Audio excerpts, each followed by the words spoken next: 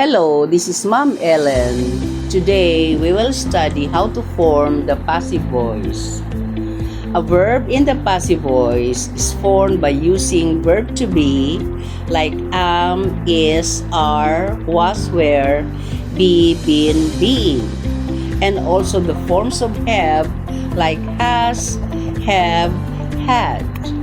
Okay, a verb also in the passive voice is formed by using the past participle form of the verb. Example, we have the base form write, sing, and dance. And the past participle is written, sung, and danced. Okay, you will notice write and sing in the base form are irregular verbs. Why? Because they change in spelling when changed to past participle. Okay, the last one, dance, is regular verb because the spelling does not change. You will only add d or ed. Sometimes the past participle and the past tense are the same. Okay. Now, the form of be or the helping verb indicates the tense of the verb phrase. How will you know the tense of the verb phrase? By just looking at the helping verb. Say, for example, is jump. Is the helping verb, means present tense. Was jumped, was is the helping verb, which means was is in the past tense. Okay. Choosing between the active voice and the passive voice is a matter of style, not correctness. In general, the passive voice is less direct, less forceful, and less concise than the active voice. In fact, the passive voice may produce an awkward effect. Okay, passive voice constructions are not always awkward. But passive voice is also useful in the following situation. Okay, number 1, when you do not want or when you do not know who performed the action. Okay, here the performer of the action is not evident. Okay, so example, all of the tickets. That all of the tickets here is the receiver of the action, not the performer, but is acted upon. Okay. All of the tickets had been sold weeks before the concert. All of the tickets is the subject, had been sold weeks before the concert is the predicate. Okay. So, had been sold is in the passive voice because the subject is the receiver of the action, not the one who performed the action. Okay, so the passive voice is composed of had been, the helping verb, and sold, the main verb, in the past participle form. Okay, another.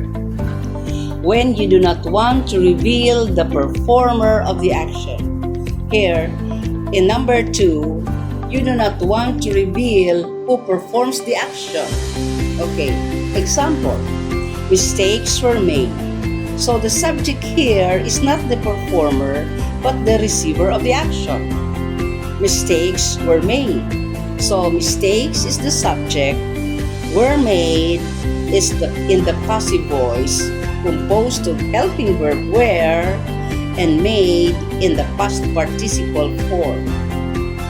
Okay, number 3, when you want to emphasize the receiver of the action rather than the performer. So you want to emphasize the receiver. Here, the receiver is the subject of the sentence. Okay, lasers are used in industry, communication, and medicine. Okay, laser here is the receiver of the action or is acted upon. So you want to emphasize laser. So you made it as the subject. Okay. Lasers, the subject, are used in industry, communication, and medicine. Are used in industry, communication, and medicine is the predicate, are used is in the passive voice composed of are helping verb and used in the past participle form of the verb. Okay, another example, if you want to emphasize the receiver. Aretha has been emulated by many singers. Aretha here is the receiver of the action, not the performer. Has been emulated. Okay, Aretha is the subject, has been emulated by many singers is the predicate. Has been emulated is in the passive voice because there is helping verb and the main verb is in the past participle form of the verb. Okay, another. A verb in the active voice often has an indirect object as well as a direct object. When such verb is changed into passive voice, either the direct object or the indirect object can become the subject. The other object that serves as a complement called retained object. Okay, example. Okay, I'll give you first an example of an active voice and then transform it into passive voice. Okay. Mrs. Platero gives each new employee a tour of the plant. Okay. Mrs. Platero here is the subject and the performer because she is the one who gives each new employee a tour of the plant. So Mrs. Platero is the one acting. Okay. The verb here is gives in the active voice and the verb is in the transitive verb because there is object. Mrs. Platero gives what? A tour of the plant is the object, the direct object. And also we have the indirect object for whom or to whom Mrs. Platero gives a tour of the plant. To each new employee or for each new employee. This is the indirect object. Okay, let's now transform from active to passive voice. Okay, when you change from active to passive voice, the object, whether the direct object or the indirect object becomes the subject. The verb becomes a verb phrase and the subject becomes the object of preposition by. Okay, so the direct object here, a tour of the plant, is the subject. A tour of the plant is given to each new employee by Mrs. Platero. A tour of the plant is the subject is given to each new employee by Mrs. Platero is the predicate. Okay, so we have is given is in the passive voice because the subject is the receiver of the action. So the passive voice is composed of is, helping verb, and main verb given in the past participle form. Okay, another example. How about the indirect object will be the subject?